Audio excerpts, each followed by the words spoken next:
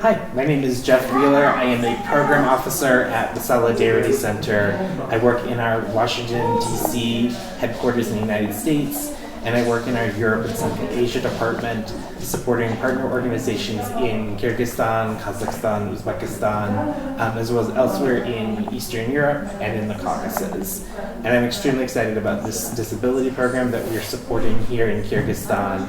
It's so great to be here at this training today and to see all the activists from Kyrgyzstan who represent a diversity of different disabilities, come from many different lines of work, many different backgrounds, and it's amazing to see them all so deeply engaged and passionate in this national campaign on persons with disabilities, labor rights, and education rights.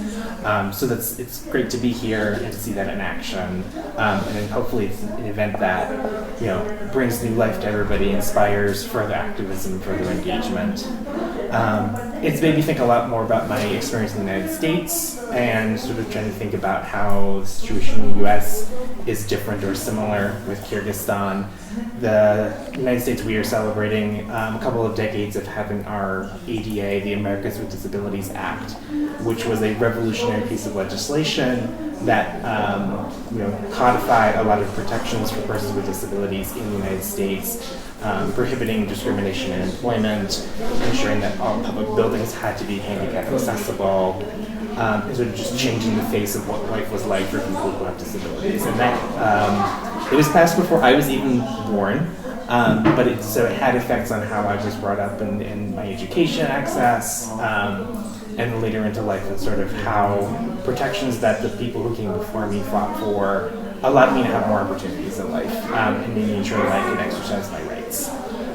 But our experience here in Kyrgyzstan and the United States shows that you can have the laws on the books, but you also need to have the force of civil society ensuring that those are enforced in practice. And so that's where you need your trade unions, you need your civil society groups, you need activists, media, journalists, really engaged on these issues, and workers standing up for their own rights and taking collective action to ensure that the law that was passed on the books is being put into practice in real life.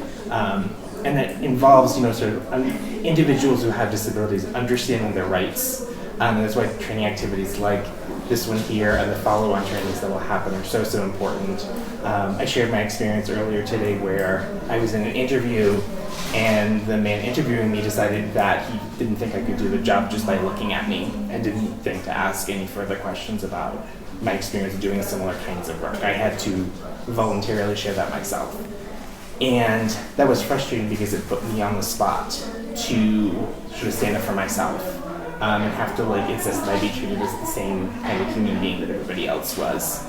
But what I didn't know was that that was illegal for the employer to do that. That was a violation of the Americans with Disabilities Act.